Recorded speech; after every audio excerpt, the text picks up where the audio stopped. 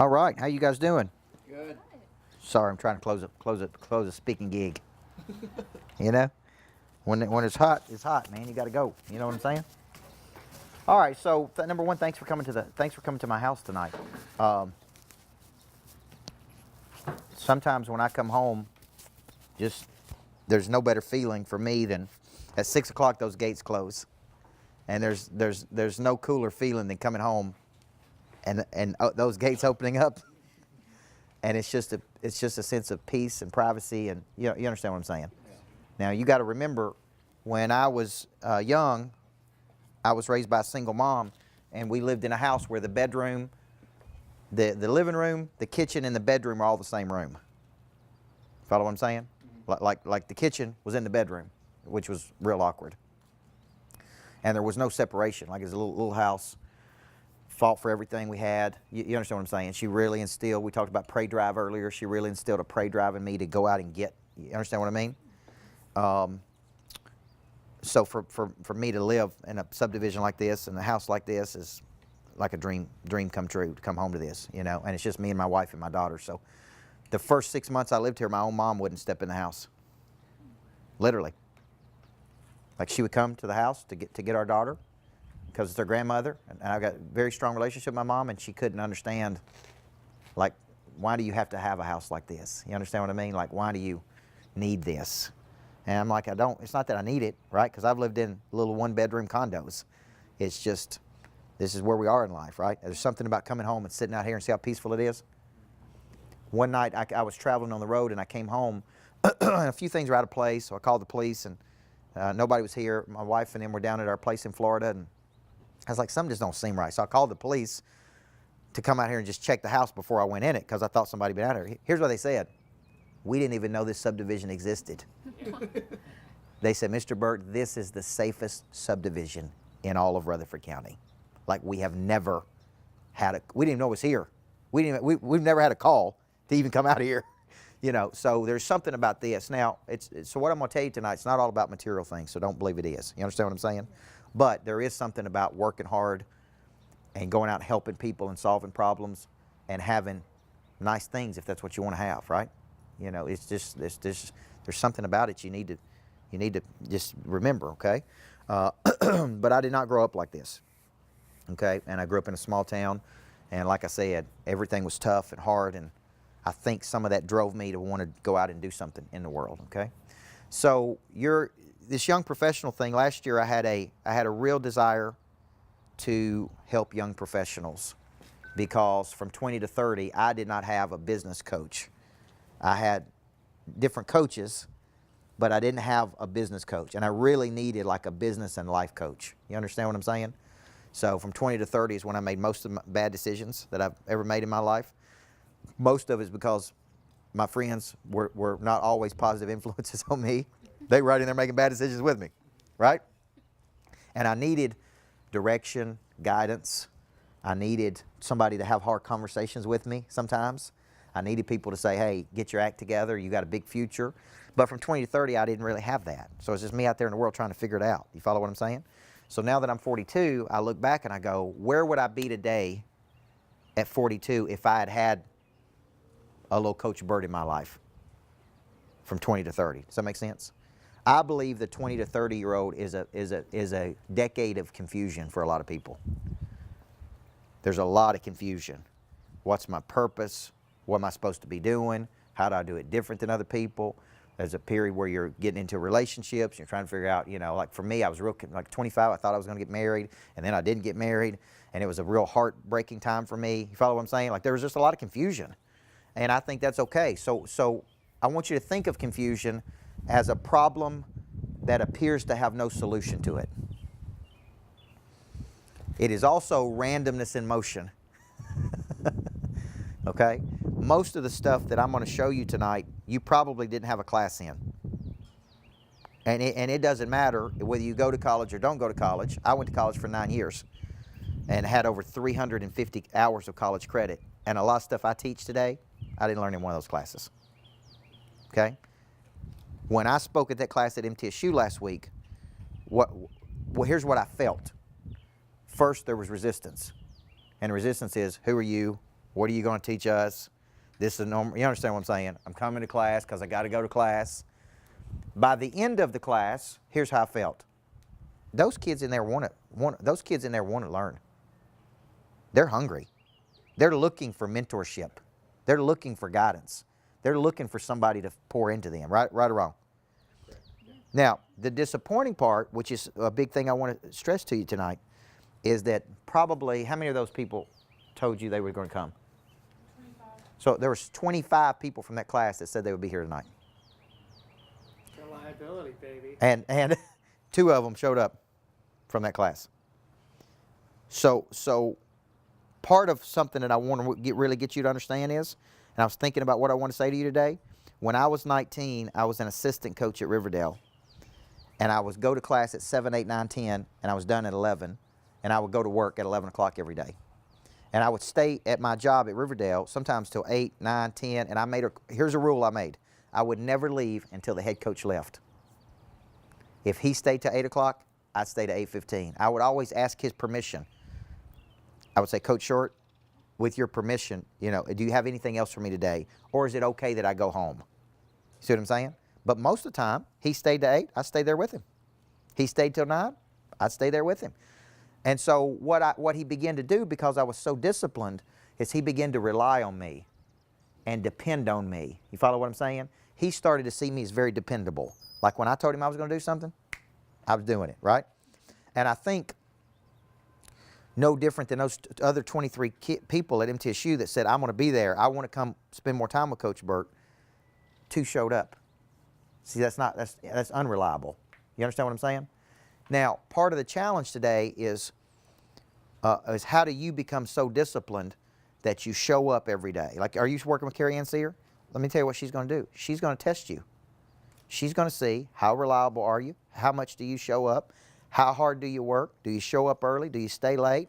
And for her to give her time and expertise to you, she's going to step back and see, is this kid the real deal or not? This is a woman doing $147 million in mortgage production. She's got this figured out. You understand what I'm saying? She's not going to give you time and energy and attention until you prove to her that you deserve that time and energy. That make sense? So a lot of people talk to me about mentor, like, will you be my mentor? Will you mentor me? And then they don't show up. Or they don't. If I say, oh yeah, sure, you can travel with me, but I'm leaving at 5:30 in the morning. They're like, oh, I'll go another day. You see what I'm saying? Like, to be mentored by another person, you really have to get yourself in a position to be mentored. So you got to be curious. You got to be hungry. You got to show up consistently, right? Like, so one of the things, if I was your age, that I'd be doing is I'd be seeking out people who are incredibly successful. If you're going to get in construction management, here's what I would be doing. I'd be finding the most successful construction management person in Middle Tennessee. And I'd say, can I come watch you work? You ain't even got to talk to me.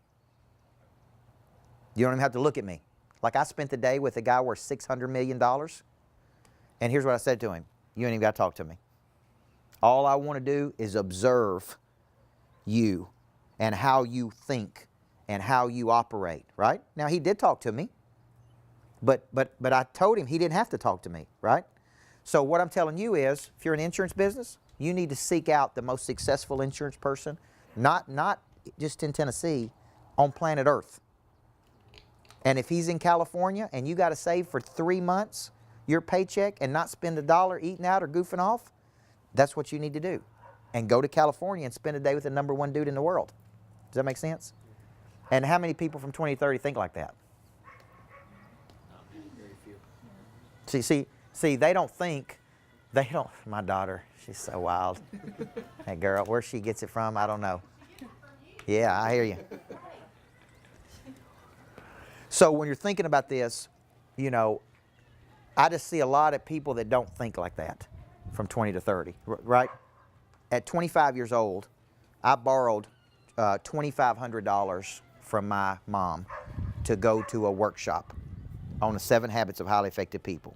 And that was 30 hours, and I got licensed in that concept. So I went through the whole concept, 30 hours, and I didn't have the $2,500. I was a high school coach. I was making maybe $24,000 or $25,000. Tell her to go out on the road Just one time she can go play in the street. No, yeah, she can go play in the road. So at 25 years old, I go to my mom and I'm like, Mom, this is going to change my life. This is going to change my life. And I borrowed the money from her. Now, when I got finished, but I didn't just go to the workshop. This is very important. I actually dug in and learned that content so well that at the very end, you had to get up and teach it to the class. These were all professionals. The woman who was leading the workshop came to me and she said, Mr. Burt, we have never had anybody learn this content and present this content like you have, right? We would like to offer you a job to come teach the 7 habits around the world for Franklin Covey. Okay, now I couldn't do it because I was the head coach at Riverdale. But my point is, I didn't just go to the training, I devoured the training. You understand what I'm saying? I learned the training. So you heard me mention mastery. I want you to think of mastery like this. First step is you study under a master. How many of you think that you're working under somebody that's really good or studying under somebody really good? Okay? Now, you're studying under Garrett. So Garrett's doing 90 to 125 transactions a year, right? So here's what I'd want to know. How's he doing that many transactions? How does he plan his day? How does he map out? How does he talk to people? How does he negotiate? How does he overcome objection? Right? So the first step of mastery is literally just watching a master work. And in today's world with YouTube, like your sister watching my videos, you understand what I'm saying? Like you could watch hundreds of hours of videos of somebody like me on what I do, how I do it. That's if you wanted to speak, coach, train, lead, write books, whatever. You follow what I'm saying? So you can be mentored by a person and never even meet them. And that's called emotional identification. Like I emotionally identified with Dr. Covey when I was 18, but I didn't meet Covey till I was 25. Does that make sense? So for 7 years, people were asking me, who's your coach? I'd be like, Dr. Covey. Do you talk to him? No. Does he know you? Nope. Have you ever met him? Nope. But I read every book he wrote, and I watched every, right? And finally, at 25 years old, I went to Boston. And let me tell you how poor I was. I rented a room, not at a hotel. I went online, and I was like, look for available rooms. I rented a hotel room or a room in a nursing home. I didn't know it was a nursing home. Like there was a place in Boston that when they didn't have the rooms sold, they would actually rent out rooms in the nursing home. Smart. Yeah. So I get to Boston to go see Dr. Covey, and I'm like, this is a nursing home. Like this is not a hotel. You understand what I'm saying? But I didn't have any money. Like it took every bit of money I had just to go to Boston to meet the guy, and I met him for 10 minutes. That's it, just for 10 minutes. So I met my hero for 10 minutes. But that man changed my whole life. You understand what I'm saying? Now, imagine if I actually got to study under Covey and work with him every day and watch him and travel around the world with him. So my book that I would write for the 20 to 30 generation is Go for the Mentor Over the Money. Right? Like go study under a great mentor and you will make a whole lot more money in the long run. But too many people come out and they're like, I want to make 80,000 bucks right now or $100,000 right now. I understand. But what if you learn something under a mentor that sets you up to make $10 million? Everybody see what I'm saying? Think about that. So a couple things you need to know. Number one, bless you, how curious are you? And what are you willing to do to go learn what you got to learn to be successful? You're obviously curious or you wouldn't be here tonight, right? Number two, how reliable are you? I.e., how often do you show up consistently? Now, who was I talking to about feelings? About listen to their feelings. Listen, here's the big difference. I would tell you right now, I'm tired. I was in New Jersey. I've been I've had an incredible travel schedule over the last month. I've been in probably 20 different cities. I've probably spoken to X number of thousands of people. Like my body is tired. I can't get in a good workout regimen because I'm on different sleep schedules and I'm on different time zones. You follow what I'm saying? But you wouldn't know that I'm tired if you came to see me speak because I don't listen to my feelings. Everybody understand? Now this is a real difference between what I think is a big time performer and an amateur. An amateur would say, I don't want to do this tonight. Lakin, tell those people, postpone it, put it on another night. I'm tired. You understand what I'm saying? Think about top performers that you watch. Who's your favorite entertainer? You got an entertainer you listen to? If you could go see anybody in concert, who would it be? Anderson Paak. Okay. Yeah, I don't think he doesn't know who that is. I don't have any idea who that is. I've heard of him. But let me ask you a question. Do you think that every night, he's a singer? Yes. Do you think that every night that he goes up to perform, he feels good? No. Do you think he gets tired of singing the same songs over and over? Yeah. Do you think he gets tired of being in different cities and away from, right, on a bus or on an airplane? Yes? Yeah. That's right. But when you go see him perform, would you know that? Probably not. Because big-time people don't listen to their feelings. You played sports, big-time athletes, it don't matter if they got a headache, if they don't feel good, right? Like I did an event a few weeks ago with Tim Grover. Tim Grover was Michael Jordan's coach. Do you think Jordan felt, right? Do you know that this is an incredible stat? I don't know if you know this or not. Did you know that in Vegas, when it came to odds, the only team in sports history where the odds shifted up in a team's favor to win when a player was sick was when Jordan was sick. So if Jordan had the flu or was sick in Vegas, the odds of them winning actually went up with Jordan. Now, what does that say about him? He's a great leader. Yeah, I mean, here's a guy who it don't matter how he feels. I'm sick, right? I can't see straight. I'm throwing up. Don't matter. I'm fighting through it. Now, the reason I tell you that is because we live in a world today that when people don't feel like it, here's what they don't do. They don't want to make sales calls. They don't want to follow up. They don't want to show up that day. There's so many distractions that I don't focus on. So here's what it takes to be successful, right? Here's what I got to do. Here's what I feel like doing. See, last week those kids got excited. I'm not meaning when I say kids, I mean y'all younger than me. Those kids got excited at MTSU. I want to go there. I want to see Coach Burt. I want to be involved. I want to learn under him. Tonight, they didn't feel like coming, or they felt like drinking, or they felt like going out, or they felt like going over to their girlfriend's house or boyfriend's house. They didn't feel like coming. But what if they learned something tonight that gave them total clarity over their confused life? What if they learned something that gave them total clarity? You see what I'm saying? So when you get opportunities to do things, you need to take advantage of them. Okay? So how reliable are you? Do you think you're at the point now that you don't listen to your feelings? Are you still listening to your feelings? Like you don't want to do this, so you don't do it. You don't want to do this, so you don't do it. Okay? And are you really willing to do whatever it takes to get where you want to go? The concept of prey drive is I see something optically and I have the guts to go do whatever it takes to go get it. Does that make sense? Okay? As it relates to those things, where do you guys think you struggle at? What about you? You kind of look like Chris Garrett too, so you trying to look like him? You trying to look like your mentor? I'm a lot shorter. Okay, all right. Part of it is that I struggle with knowing what to do. Okay, yeah. Now, great point. A lot of people don't know what to do. I want to be successful, but I don't know what to do. Part of what we do in our coaching program is we give you a system, and we help you learn how to explain your services. We teach you a selling system. Like Carrie Ann uses my selling system. Chris Garrett uses facets of my selling system. So really, I'm giving them the plays. All they got to do is run the plays. Follow what I'm saying? I'm giving them the follow-up. I'm showing them how to become people of interest. I'm showing them how to extract referrals, okay? So all they got to do is go do it. So in a lot of situations, I got the desire, but I don't have the skill or the know-how, okay? So, for example, Lakin came to me a few weeks ago and asked the right question. How do I get in on bigger deals? How do I sign? How do I close bigger deals? And I said, well, it really has to do with the concept of optimization, which means I don't just want to get coal. I want to get coal and 10 other people. Bigger deals typically are solving problems for more people. I don't want to just buy one house. I want to buy an apartment complex.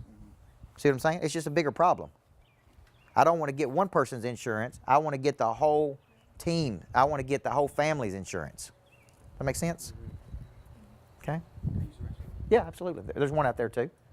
One in the house, one out there, wherever. Hey, there's a... Mama's in there. Oh, Mama. Oh, there's my... Hey, there's a bunch of them. Just so you can find one. Mama's out. Now, so here's the thing. If she wants to do bigger deals, she first has to... So we call it bluegill or blue marlin. Bluegill are small little deals, like little bluegill fish.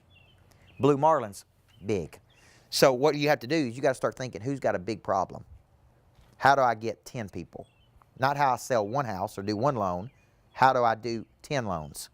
Then how do I do 20 loans? Does that make sense? That's how you get involved in bigger deals, okay? So when you're thinking about this concept, not knowing what to do, the information is out there.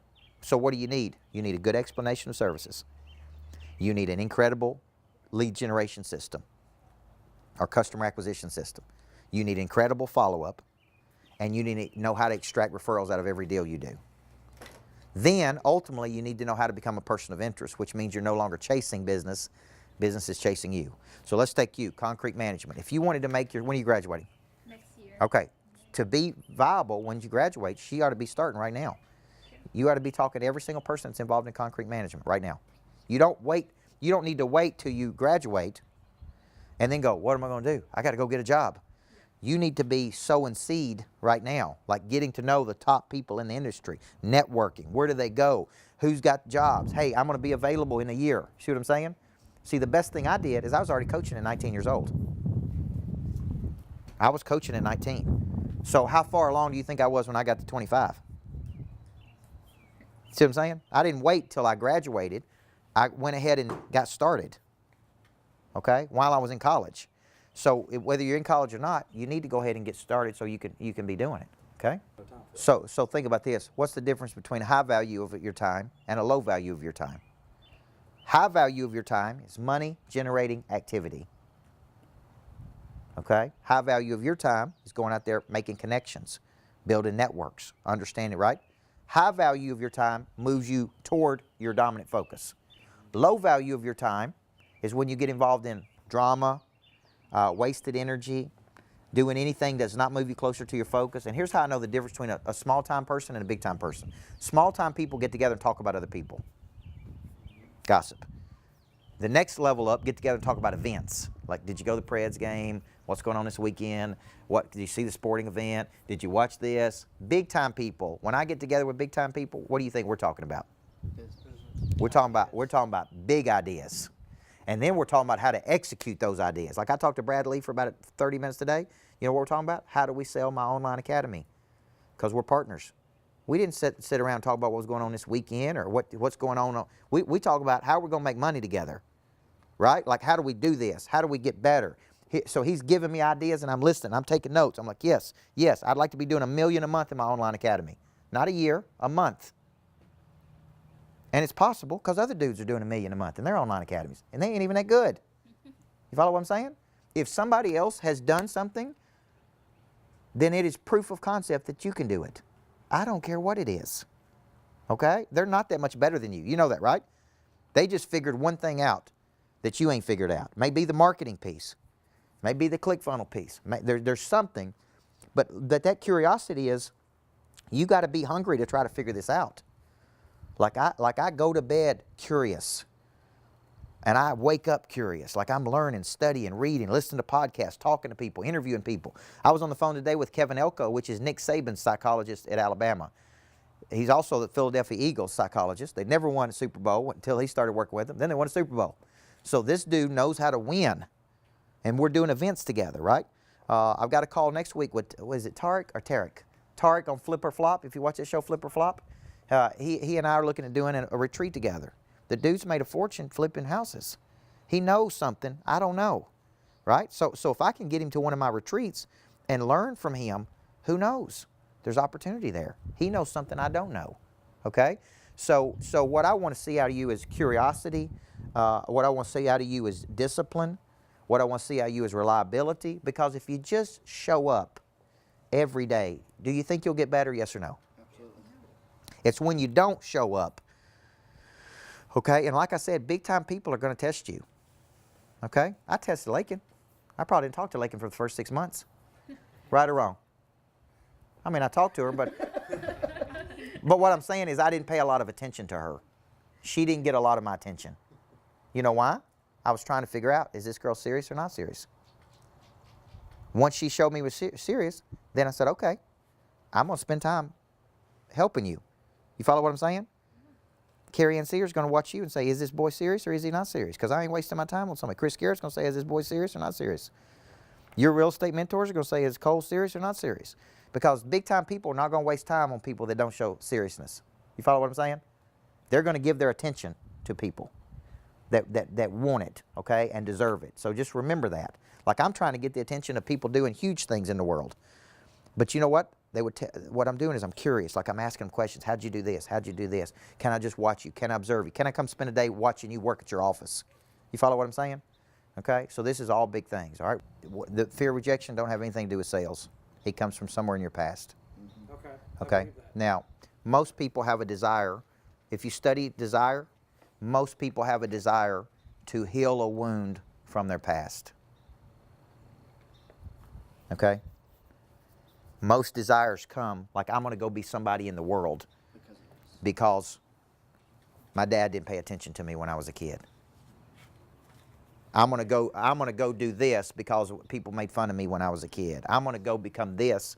So we actually believe if we go do those things, it will heal that. It will heal that. Like in our mind, if we go, like if I become famous enough, it'll compensate for my dad not really knowing me. Does that make sense? Absolutely. Now, there's nothing wrong with that. Use it. Use all of it, okay? Use all of that past. But if you have a fear of rejection, that typically is rooted somewhere deep in your past. It just transcends into sales. Now, because of that fear, let me tell you what we won't do. We won't put ourselves in situations where we could be rejected many times. Rejected harsh. That's right. Well, I think when you have that fear of rejection, I want to reframe that. I have come to believe that there is no such thing as rejection. Like, you may not want what I have to offer, and it may hurt a little bit to me, but that's okay. 7.5 billion people on the planet. I'm really only looking for people that are looking for me. So when I speak, I used to think I'm going to go into the group, and if there's 100 people there, I'm going to get all, I was dumb enough to believe I'm going to get all 100 of them. Like, I really thought, I'm going to speak, all 100 of these people are going to jump up and run right over there and buy all my books. And so I would leave feeling rejected. I would leave feeling like, what did I do? Like, I thought I was good. I thought I did a good job. Like, I prepared. I'm great. Like, you understand what I'm saying? Then I saw the law of diffusion. And the law of diffusion told me that for every person you present an idea to, basically 2.5% of the people will immediately get it and like it. 13.5% of the people need to see it 1 to 3 times. 34% of it need to see it 3 to 7 times. Another 34% need to see it 7 to 15 times. And 16% ain't never going to see it. Now, when I saw that, I'm like, no, they're not rejecting me. Some people in the room wanted what I had. Some of them didn't want what I have. And that's okay. I just had to go through all of them to figure out which ones it was. Does that make sense? I had to go through the 100 to find the 16. Everybody see that? In the Bible, there's a story about that Jesus talks about going back. There's 99, but there's one lost sheep. And he's going back to find the one lost sheep. Like, there's power in going back to find the one lost sheep. Does that make sense? So I have actually trained myself to believe there is no such thing as rejection. Some people will want it. Some people won't want it. So what? I was up for a TV show once that really could have changed my life. It was on like Spike TV or something. They were looking for a business coach, and it was between me and Zig Ziglar's son and another person. And so I had the most grueling audition I ever had, because here was the audition. I'm sitting in my office as if I was coaching people through like a Skype. They were in LA, and they turned their camera off where I couldn't see them. They could see me, but I couldn't see them. And then they would just ask me these questions. In this situation, what would you do? In this situation, what would you do? In this situation, what would you do? And I was just like answering these questions. And they get to the end and they say, you know, we really don't think you're a good fit. We don't like how tall you are, and we don't like your southern accent. And I'm like, how do I change that? Like, how do I change how tall I am? You understand what I'm saying? Like we think you're a good coach, but you're not a good fit. And I left thinking, oh, there we go, blew my chance. I was going to be on this television show. Television show would blew my whole career up, right? But here's the deal. I did the best I could. They just didn't like it. That's okay. That wasn't the right fit for me. Does everybody understand what I'm saying? Mm-hmm. So on this rejection thing, I see this a lot. on this rejection. And I faced that too. We were joking today because when I was in college, I really wanted to go out with this girl named Summer Kirk. I hope my wife's not listening to this. But I'm just kidding. But I really wanted to go out with this girl named Summer Kirk who was in my classes at MTSU, and I was like she was just like everything. And I was so nervous around her. You know what I'm saying? Like, I'm this little country boy from a small town, and what am I going to say to her? And so I finally got up enough guts to call her one night, and she answered. She's like, "This is Summer." And I was like, and I was hung up. And I never called her back. Right? Like, I never even tried again because I had so much fear and anxiety. Okay? So here's what I would tell you. When I was going to college at Middle, I wore a baseball hat. I had my hat down low. I sat on the back row. I walked class to class. I didn't talk to anybody. I didn't join any fraternities. I didn't do anything. Like I was so insecure. Okay? Even in a speech class I had, I mean, I was just getting up there. I was just so nervous to speak in front of my peers. Like, it's so odd that that's what I do for a living now. Because when I was in college, I was scared to death.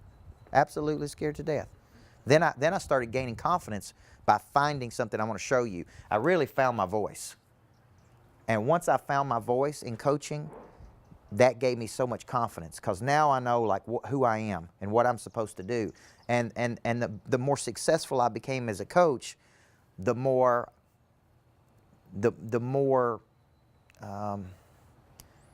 recognition from the world I got. Does that make sense? And it really built my confidence. Like the more successful I became as a coach, the more the world started to accept me at a higher level. So I knew this is the area I'm supposed to be because when I'm in this area, I'm very confident. When I'm in this area, I'm very insecure. See what I'm saying? Now in most areas of my life, I'm pretty confident. But it ain't always been like that. So I just think about where you are today versus where I was then. You're probably way ahead of me, okay, of when I was at your age. And then when you're comparing yourself versus another person, number one, I don't think you should do that. But if you ever do, I use this example. Because a guy said to me the other day, like, you'll never be like Cardone. Cardone is where he is because he's his guy, and you're where you are, where you are. And I'm like, well, he's 20 years older than me. Like, you understand what I'm saying? 20 years is a long time, man. I said an accurate comparison would be where was he at 42 versus where I am at 42. And he would tell you I'm more advanced than he was at 42. He's told me that. You are so much more advanced. He was working out of his garage with 2 employees, although he was making a lot of money and buying apartment complexes. As far as his coaching business, he would tell you Coach Burt is a lot more advanced than where I was at 42. So a more accurate comparison is where was I at 21 versus where you are at 21. Does that make sense? Not where I am at 42 versus where you are at 22 or 18 or 19.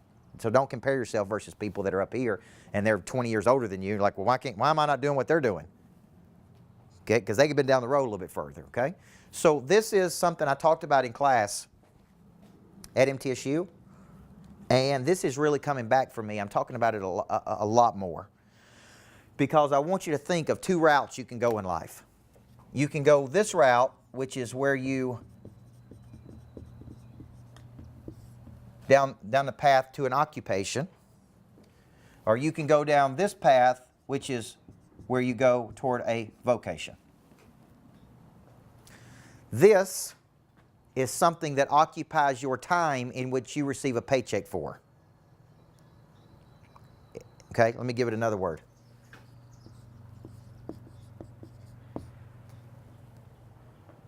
Okay? How many of you know people that get up and go to a job every day that they don't like? My dad worked in a factory his whole life. Hated it. Supervisor at a factory. Great people skills. Like I get a lot of my people skills from him because he could meet and talk to anybody on the planet. Country boy. Likes fishing. He's more interested in having fun in life than being serious. Like I could probably use a little bit more of his fun. But he's great with people. So he was a manager. So all of his people loved him. Like they loved him. And he would joke with me. He said, son, I'm kind of in the motivational speaking business too. I get on there and I motivate my employees every day. You know what I mean? And he gets on the speakerphone and gets everybody excited in the morning. You know what I mean? Like he's good with people. But what's sad is he really just went to a job for 30 or 40 years. Traded a lot of time. He traded a lot of time. Okay?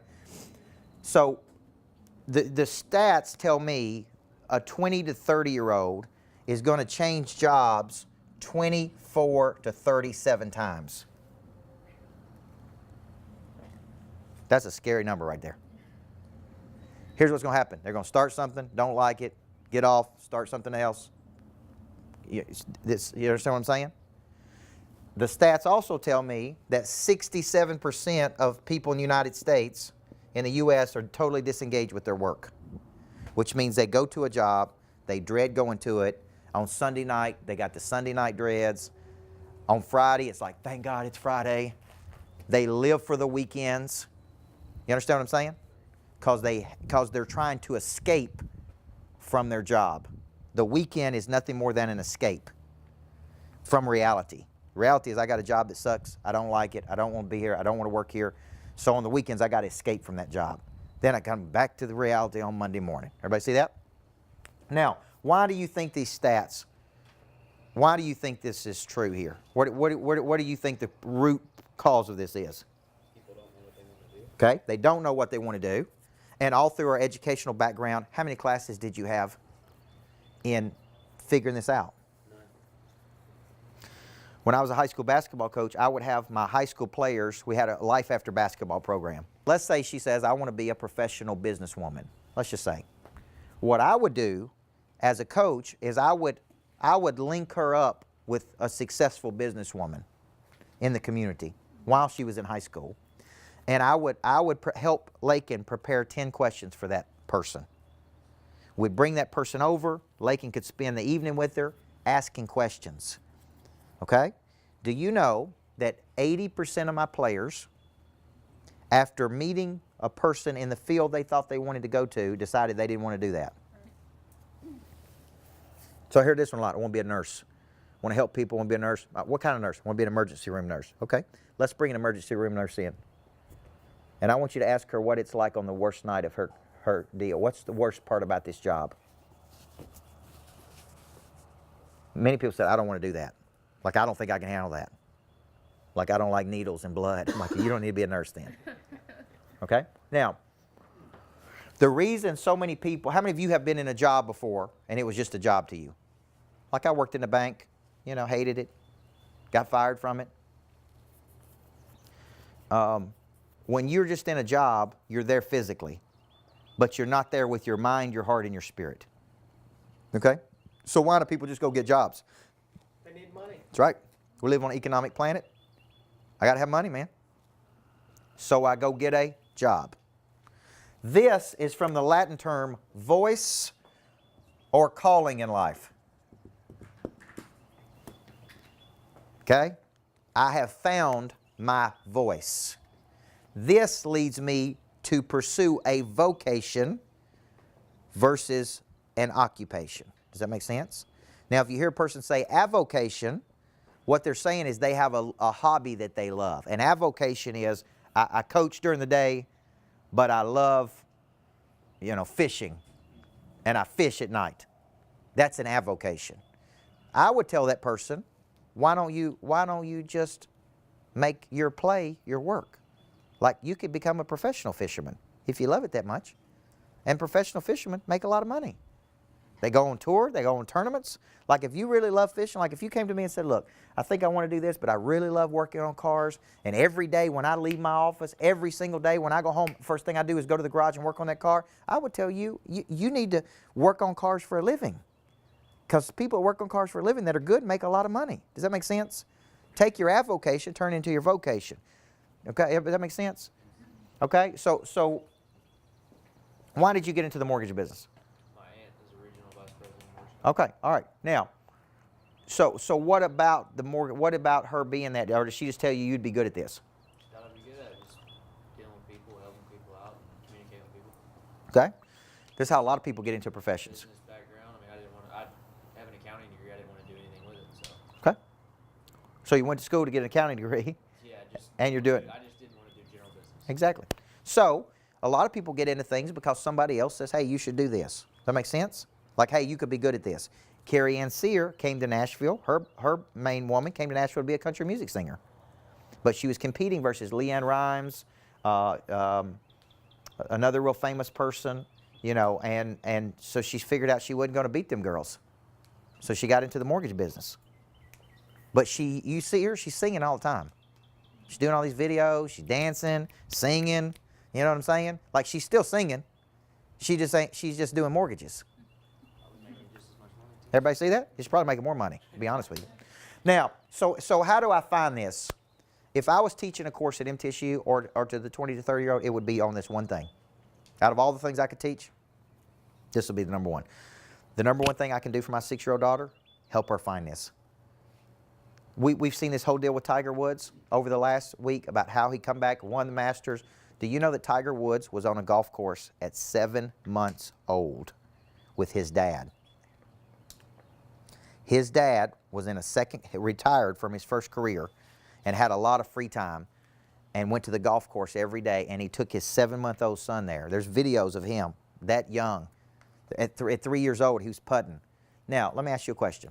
If you started, you're in the insurance business, if you started at 7 months old around insurance people, and you started studying insurance at 3 years old, and if your dad was an insurance guy that took you to work when you were that old, and you did that for 18 years, by the time you were 18, how good would you be at the insurance business? Probably pretty good.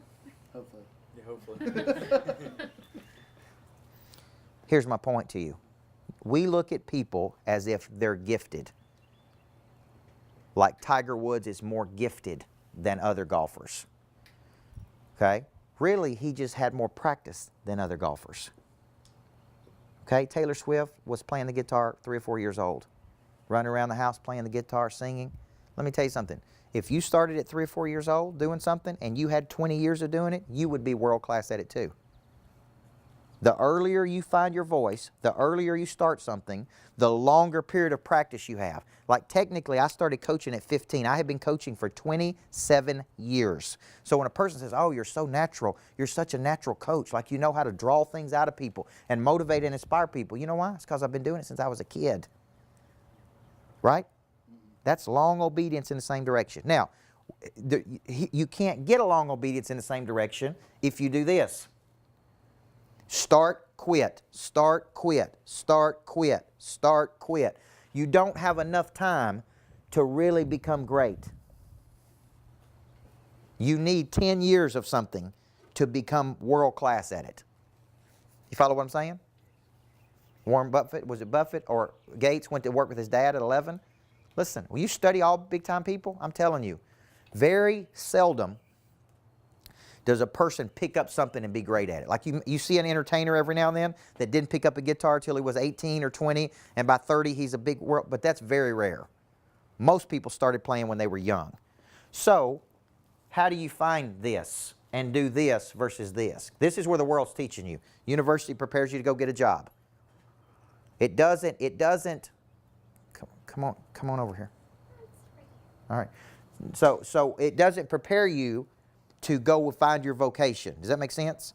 Which is why when I spoke in that class the other day, those students understood that. So how do I find it? Here's the 4 questions I would ask you, and I want you to really dig in on this. Number 1, what are you deeply passionate about? And when I say deeply passionate about, like it is a force of nature in your life, that you have a deep hunger and like an irresistible belief for motive or action in some area in your life. When I say irresistible, like it is inside of you and you can't even contain it. You follow what I'm saying? Natalie's brother knew that he wanted to be a preacher at like 16 years old, had this big revelation. He stopped doing everything he was doing. Stopped playing football, was a football player, stopped playing football, stopped doing everything because it was such a strong and dramatic thing, like I'm going into the ministry. You follow what I'm saying? Like it was just like, so what does he study all the time? What are the top ministers doing? He's constantly reading. He's constantly going to, you understand what I'm saying? For his whole life, that's all he's been. It's like me at 15 years old, I'm going to be a coach. I love coaching. Like I want to help people at a high level. I knew at 15. And it was like this force. And I always joke and I tell people, when I first started coaching, I was coaching junior pro basketball and I got ejected from a junior pro game. I got 3 technical fouls. during a junior pro because I'm jumping up and down, screaming, yelling, because I'm like this kid. And they're like, dude, what is wrong with this kid? You know what was wrong with me? I had so much of this, I couldn't control it. Do you know what you're deeply passionate about? And if you don't, let me ask you this question. What would you drive 2 states over? What if I said, hey, tonight we're going to Mississippi. It's going to take us 2.5 hours. Or excuse me, 5.5 hours to drive to wherever we're going. And I got 4 or 5 people going to be there for you to talk about this one thing. And here's the deal. It's free. Like you're not getting paid to do it. What would you drive state over 5.5 hours to talk to 4 people for free about? I'd drive over there if you'd give me the class that you used to teach on the 7 habits? Heck yeah. Yeah. I do it right now. Yeah, okay, good. So see, that's telling you what you're passionate about. Let me tell you another way I find a passion. Let's say I went inside and got one of my iPads, and I gave you my iPad, and I said, for the next hour, you can study anything you want to study. Anything that you're curious about. That would lead to your passion. You follow what I'm saying? Mm-hmm. When you see, like if Natalie were over here, who, she's got her own book out, Living with the Monster. Right, sweetheart? And, my wife is passionate about design, taking a property, and like if you walked in our house and saw how well it's designed, we didn't hire an interior decorator. She designed it. That's one of her talents, but she loves it. You know how I know she loves it? She'll sit there on Pinterest. On that, I got her this big iPad, like this big, and she'll sit there for hours and just look. She'll get up in the morning, 6 o'clock in the morning. I'm like, honey, what are you doing? And they're just, I'm just putting some things together. I'm like, it's 6 o'clock in the morning. Like she's just playing on Pinterest, but she's not playing on Pinterest. She's studying it. Like, so when I buy real estate property, like I got a deal right now, a $2.65 million building, trying to put a new greatness factory together. I went over and looked at it today. It's just, like the whole downstairs is not built out. So I come home to her and I said, look, we need to design this. So go back to all of your Pinterest boards and let's design this thing to where it's the coolest building in Rutherford County. Does that make sense? And that's her talent. That's her passion. Like she could talk about for hours. So if I handed you an iPad and said, for the next hour you can study anything, what would it be? And it can't be like video games or something goofy like that, okay? There's a place for that, but it ain't what we're talking about tonight. All right, next thing, talent. Talent.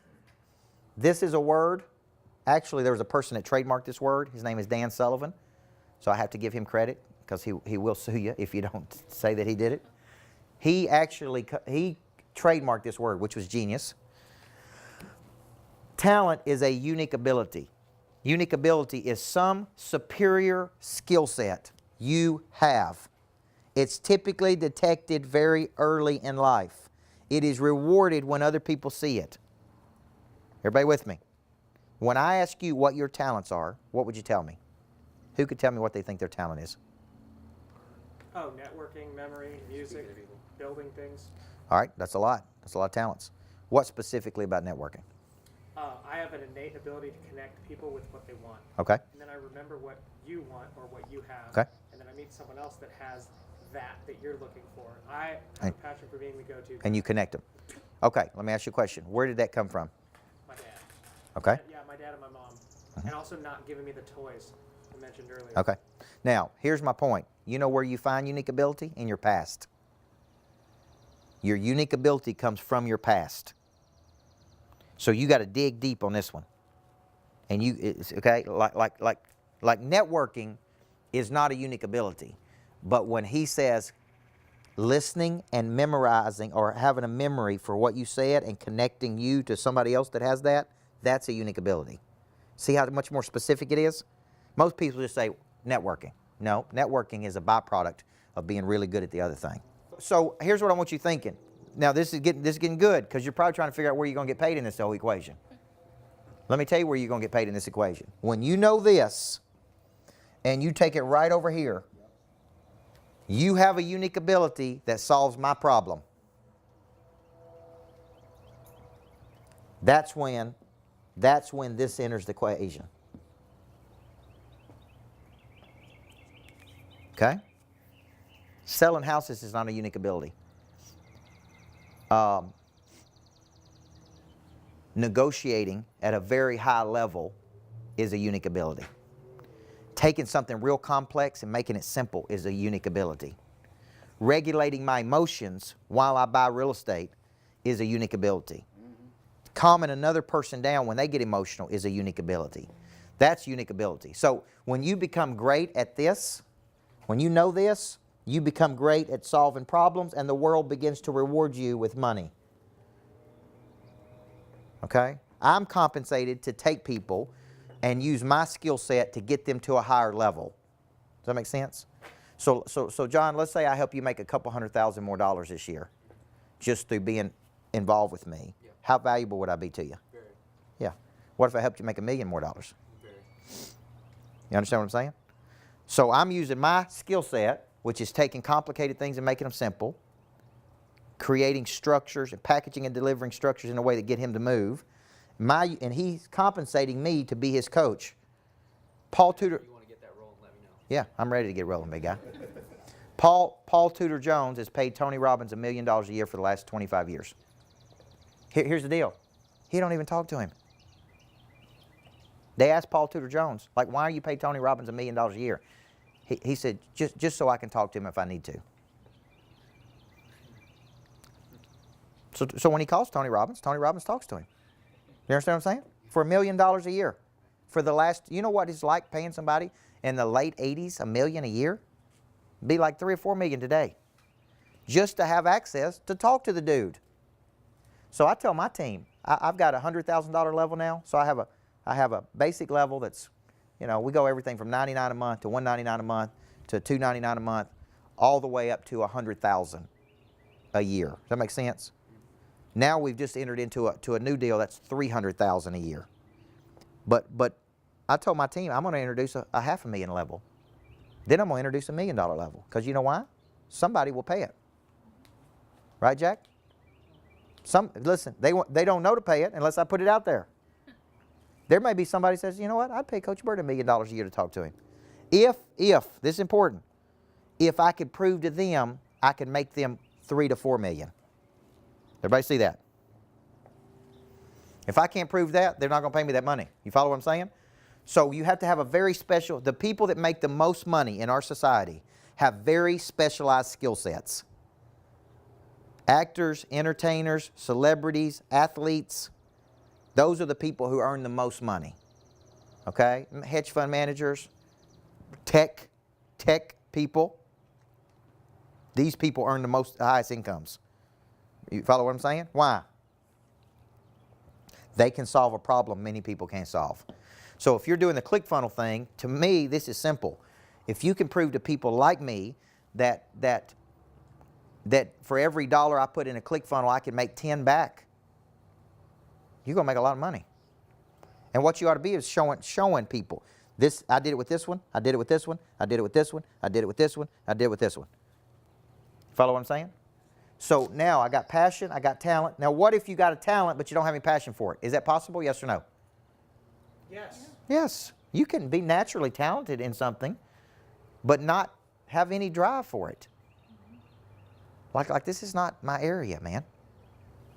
Or you can have a lot of passion and no talent. How many people have you seen sing karaoke? They can't sing at all. They got a lot of passion, man. They get all dressed up and go down there and sing like they're singing, right? But they can't sing. So passion, talent, need. Now, here, let me tie it all together, then we'll get you out of here. This is huge. And really from 20 to 30, I didn't listen to this. From 20 to 30, I listened to what I wanted to listen to, do what I wanted to do. Now I'm at a point in my life that I really listen to my conscience. And some people believe conscience is God's voice to his children. Now I am much more guided by my conscience than anything. Like you're supposed to be doing this. You're supposed to be doing this. Like you're supposed to be helping 20 to 30-year-olds. You're supposed to be helping kids. You're supposed to be doing this. You follow what I'm saying? You're supposed to go back to your hometown and do something. Like your conscience is telling you that you're supposed to be doing this. How many of you, your conscience has told you you're supposed to do something, but you didn't do it? All of us. Hey, you're supposed to help that person. You're supposed to call your grandmother. You're supposed to do this. What happens is we don't listen to this. And because we don't listen to it, we're not in alignment with sometimes what we're supposed to be doing. Because if you don't believe in it, have confidence in what you're doing, or have faith in what you were doing, then what's happening is your spirit is not involved, which is a key part of this equation. Okay? So when you're looking at it, heart, body, could be body, mind, spirit. All parts of my nature are being utilized. Does that make sense? Now, let me close by asking you this. When you see a dude or a girl that is operating in this level, what does it look like? Good. Really good. Exciting, magnetic. That's right. Attractive. Do you know when you see somebody doing exactly what they're supposed to be doing, it is like a piece of art. And you're sitting there going, wow, like this is crazy. Like that girl is good. You understand what I'm saying? That is voice. And when you get in that spot, you can't imagine how many things are going to open for you. How many doors are going to open for you. Whatever you're selling, you'll sell a whole bunch of it. Because there's going to be so many people that want it, it's going to be easy to sell. Follow what I'm saying? The opposite is you going to some mundane job that you hate and going through the motions, and ain't nobody going to want any piece of that. That's why people get stuck in jobs, because they can't go get a better job because they haven't found this. Does that make sense? So it's very unattractive to the market. Okay? Now, has this been helpful for you? Oh, yes. Now, listen, you're not going to find your voice tonight. Hopefully something I said, like jars loose in you. I believe that everybody, one of my biggest things is I believe everybody needs a coach in their life. So, one of the things that if you're interested in me coaching you, then you need to talk to Lakin, because every month, it's odd that I do it at my house. It's the first time I've ever done it at my house. Typically, I do it at our training facility. Does that make sense? But every month, I do a session for young professionals. And we'll cover everything. And I'll cover any topic you want me to cover. Like if you come to me and say, I want to cover this topic, Coach Burt, how'd you make your first $1 million? I'll cover it. How'd you go from being a high school coach to where you are today? How do you write books? How do you build a speaking career? How do you sell? Whatever you want to talk about, I'll cover it. But every month I do something for young professionals, okay? Plus, if you're in the program, you also get access to my big program called Monster Producer, which means you're in there with the big boys and big girls, and you're around them on a monthly basis. And so if you're interested in anything like that, just let Lakin know. She can talk to you about it, and we could see. But I'm a big believer, you need a coach in your life. Whether it be me or whether it be somebody else, you need somebody pouring into your life, okay? I get to pour into my team every day, the people I'm coaching, that work for me every day, okay? So there's a lot of ways we can help you. It's just a matter of how much help do you want, right? I can't help a prideful person. I can't help a prideful person because they already know everything. And I'm not telling you I know everything, by the way, but I have been down the road a little bit. Okay, I got a long way to go, but I've been down the road a little bit to help you. Okay, anybody have any questions for me? Ella Grace, do you have any questions? You sure? Did you learn something tonight? No? What? Come on, girl. Have you heard Daddy talk about this before? One of the coolest things last night, my wife sent a picture of, I was coming home from New Jersey and I wasn't home yet. I was getting home late, and EG was in the bed with my wife, and she was watching one of my YouTube videos. She was watching me speak somewhere. She got on YouTube, found a video of me, and she's watching me speak somewhere, right? And so she was talking about one of the things I said, you got to dress up, you got to show up, you got to grow up, and you got to deliver. Remember Daddy saying that? Okay, so my goal, help her find her voice early in life. And then maybe she'll make enough money that I can retire and just hang out, okay? So thank you guys for coming to my house. Thank you for coming tonight. Like I said, I appreciate you. God bless you. And if there's any way I can help you in the future, make sure we got all your information.